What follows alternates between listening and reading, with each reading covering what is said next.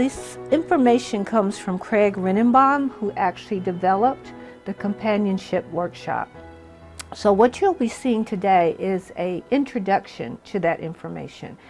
You'll get a lot of it within this hour, but for more information, on the back of your information on listening is pathways, and you can contact Craig through that website.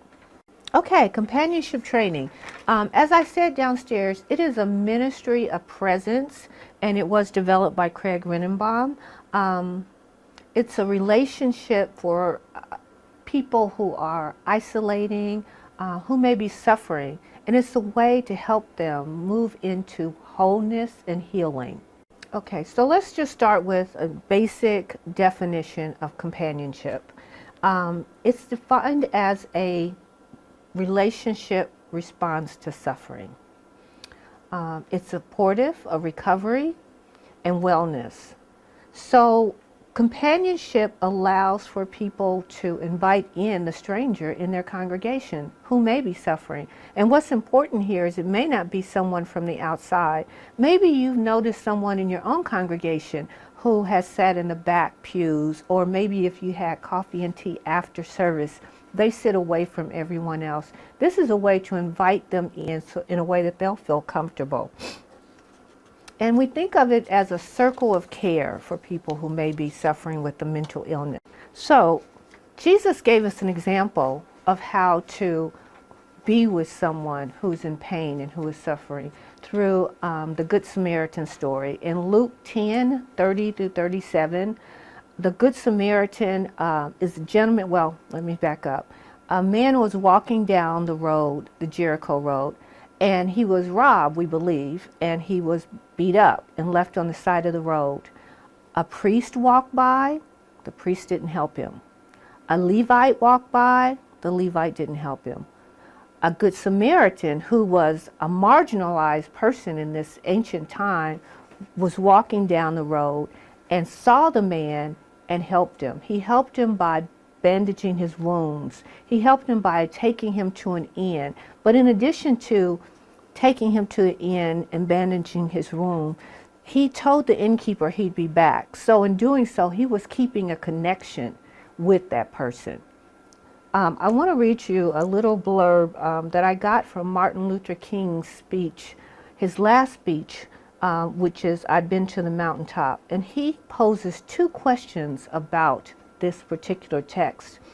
The first question is, the priest and the Levite asked themselves, what will happen to me if I stop and help this man? What will happen to me? But the Good Samaritan posed the question, what will happen to the man if I don't stop and help? And that's what companionship does. It asks and answers the question, what will happen to that person who is suffering? What will happen to that person who is not connected, either in our congregation or in the greater world? Because we know there are so many ways to suffer. There's suffering for some children with developmental disabilities. There's suffering that comes from traumatic events. Sarah talked about her childhood. She suffered trauma because of that, post-traumatic stress disorder. There's suffering that comes with substance use, drugs and alcohol. Not just the person who is using them, but also their family suffers while they're going through that. And then there's also, there's so many more ways to suffer, but I've only listed a few here. There's the mental suffering that comes with simply aging and the decline in our memories and the onset, possibly, of dementia. Companionship begins with a level of sensitivity where there's compassion shown, and through that compassion comes concern from the other human being. In the story I just gave you of the Samaritan, he saw the man who had been hurt, and something was triggered in him to be sensitive. And he moved out of a sense of compassion to help him. And through that compassion, he exerted concern that extended to actually getting him some help. This is natural. We tend to want to help other people. We can think of this morning as an example with Kurt. He was experiencing some difficulty, and another member of his congregation drove him to the hospital because she was concerned. She was sensitive to whatever was going on with him and concerned enough to act upon that with compassion.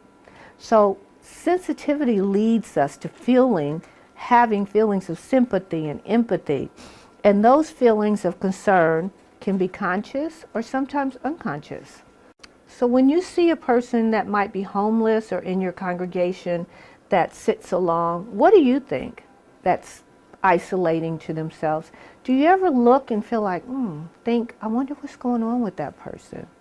I wonder why they're all by themselves. Or maybe in your congregation you've had someone walk in from, off the street, and they looked a little different than the majority of the people that attend your church. I want you to think about, how did that make you feel? Did you have compassion? Were you feeling some empathy?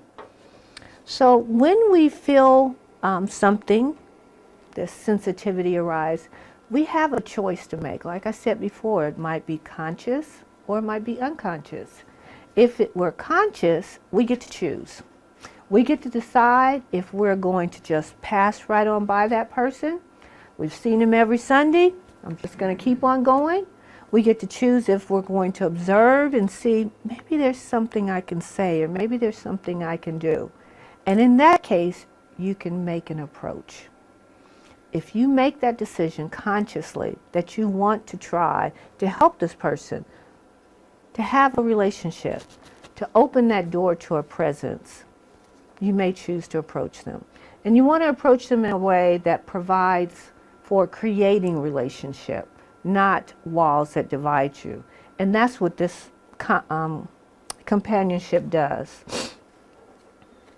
So companionship has 5 basic principles which will allow you ways to move in relationship, ways to start to communicate with someone who might be a stranger.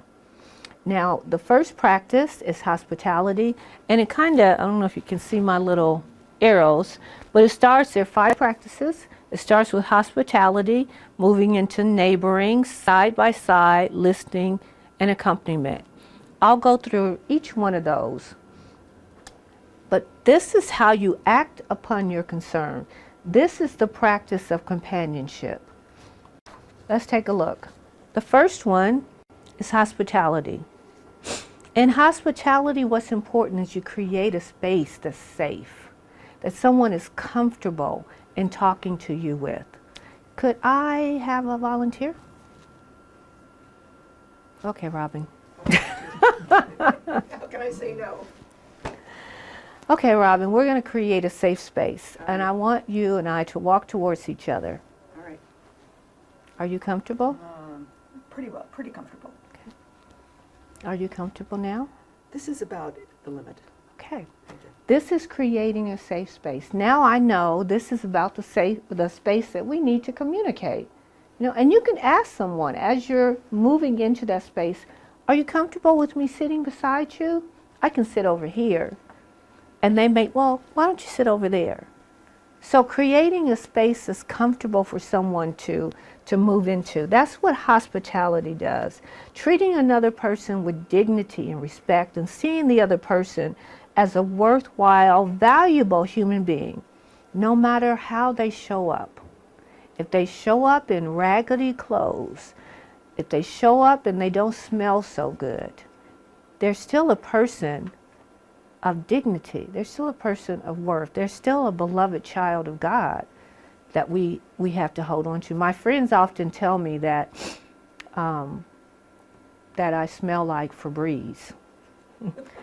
And I do often smell like Febreze because I work with a lot of homeless people. And it doesn't bother me how they smell, but it tends to bother other people when I carry their smell on places. But I accept them for who they are. I accept them for where they're at and what they're doing in their life. And I try to do that with dignity and respect. So we don't have to rush right in. We can take our time to begin to create a safe space. Sometimes it's just a matter of nodding to someone. Sometimes it's a smile. Sometimes it's an invitation.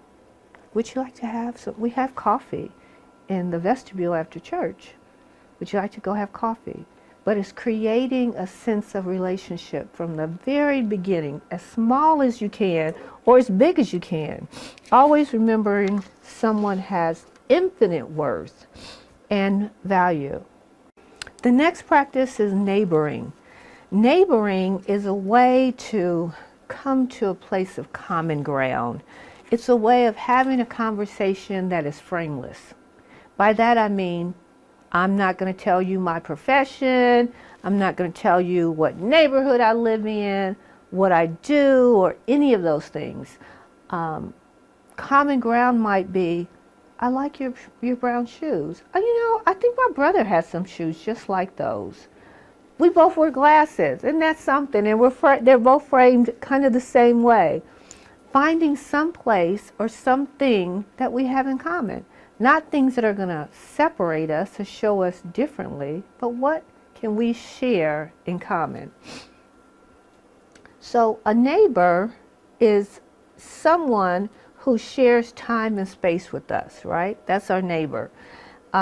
We share something like 75% of our DNA, believe it or not, with flatworms. Think how much we have in common as human beings if we set our minds to finding our commonalities. This is not a time for interviewing anyone. It's a time for getting to know someone. So you don't need to know everything about a person. In the example that I gave downstairs, all I did was introduce myself. My name is Jahari. How would you like to be called? Just that simple. Okay? And it's starting to set up the neighboring. We step away from all of our positions of power and control. Maybe you're a doctor, or maybe you're a lawyer. No one needs to know that at that time. You're trying to establish what we call neighboring. Then the question becomes, well, where? How? How does it start?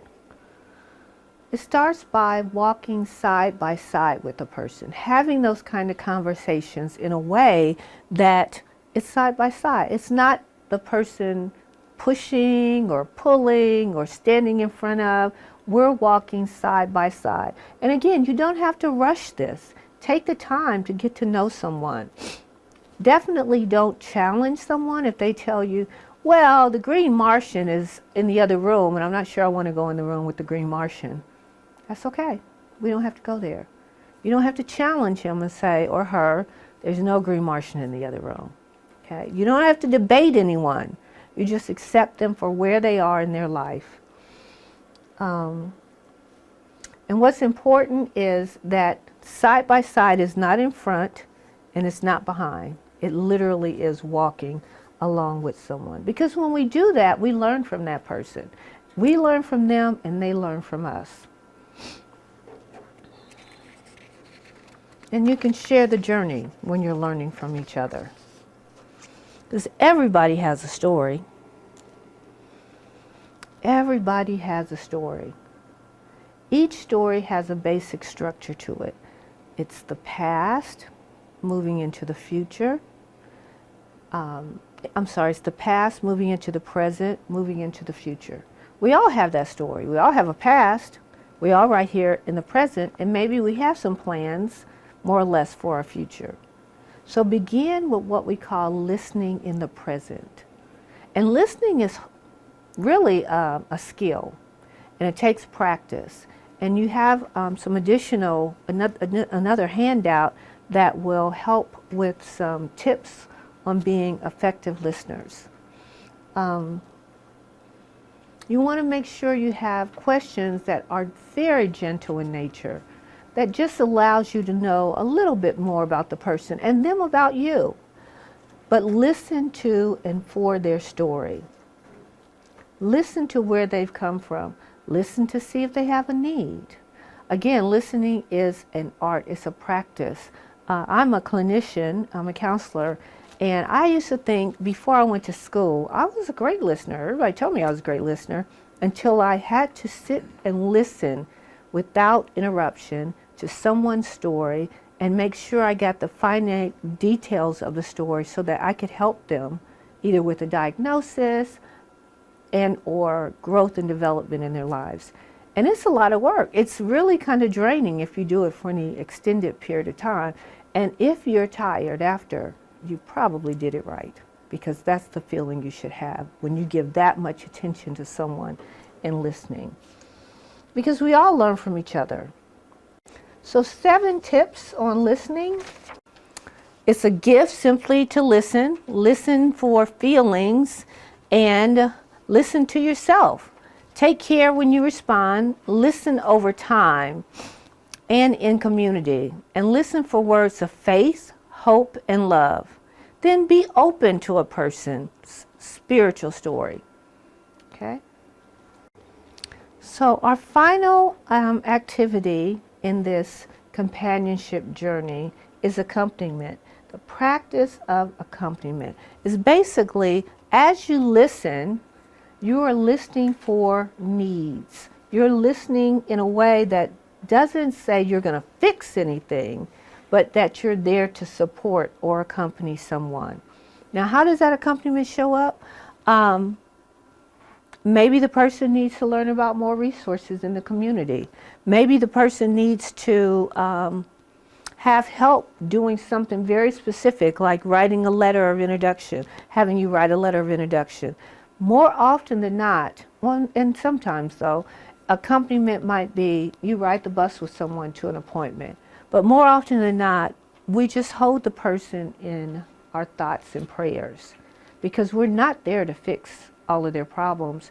And some of the people that you may find yourself working with have a multitude of problems. And we are in no way clinicians, or even if we are, that's not our role when we're companioning with someone. Okay, again, side by side, not in front of, not behind. And as you listen, you may hear other things that you think, oh, well, all you need to do is blah, blah, blah. That's not your role. You can support them. You can suggest things like, have you tried this or have you tried that? But we don't tell people anything to do or not do. And it also, accompaniment comes with limits. It comes with boundaries. And it's important that you understand what your boundaries are, because we can't do everything. Because the person may ask you, can you loan me $5? Or can you give me $5? I need $5 to go get some food. It's not recommended that you ever give anyone money. And what you can say to that person is, I'm not able to do that. Just that simple. And they may come back and say it again. It's been my experience. And you consistently say, I'm not able to do that. That's not a no, but it is a no. And it's setting clear boundaries on what your role is as helping them as a companion, and allowing them to take more responsibility for what they need to do. Because we have to acknowledge we have limits in this role. Occasionally a person presents with a crisis. And to define a crisis is a feeling of helplessness. Maybe someone is presenting with a feeling of harming themselves. So any of those feelings, in even the emergency, a sense of danger, you want to excuse yourself and go and see about help. So unfortunately, there are unfounded stereotypes that go along with having a mental illness or maybe being on some sort of substance. And it's important that you don't get those confused with the reality. I think it was Sarah or someone this morning even pointed out that people with a mental illness are 10 times more likely to be hurt than to hurt someone else. Okay? So when I talk about crisis or emergency, it's not necessarily towards you. It may be towards themselves. They're no more violent than the general population. Mutuality is a deepening of the authentic relationship. It's a place of honesty with one another, and it grows in personal responsibility. It's a transition from companionship to mutuality. And that would be the goal that we'd be moving into, is to move from this space of walking beside as a companion to mutuality. And we're basically strengthening that relationship. It also allows for the expanding of the care, the circle of care that an individual might experience. So we model taking personal responsibility. We're going to model that and encourage the person we are companioning to do the same. We ourselves have a circle of care and support. Maybe you're married, or maybe you have a family, and we support the person we are companioning to develop their own care and support network. So it helps them to create their own circle of care. So some of the settings that you might find yourself in for companionship are working in shelters, working in areas where there's a high number of people with homelessness or mental illness, or as simple as working in your own congregation, right? Because now we know 1 in 4 people suffer from a mental illness. And maybe you've noticed some people in your own congregation who seem more isolated, who seem to separate themselves even more. So some of those settings, even drop-in centers, anything like that, are places that you can do this type of work. And in doing this type of work for that mutuality, work from being separate entities and moving closer over time as the companionship grows, and then developing these circles of care that come in time. Now you have your circle of care, but you've also helped another individual develop theirs. As I mentioned, some of the settings would be, for some people, I went to a church, it was a Methodist church, and in the balcony, there were some people that were kind of loud, and they were adults, but it was clear they had developmental issues. And one woman kept kind of getting up and sitting down, and I couldn't help but notice. Most people totally ignored it, but I was new to this congregation. And I later asked about what was going on up there, and I found out that they had companions that sat with each person that had a developmental disability to allow them to participate in service. And although it was a little disruptive, most of the people there seemed to be oblivious to it because they had that support and everyone knew who they were and what was going on. I just thought that was wonderful. So, as I mentioned, a number of those places that you could go and help with companionship.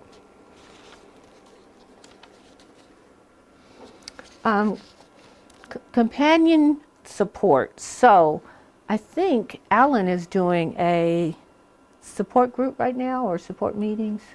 Do you know which one? Talking about how you can develop a support group at church.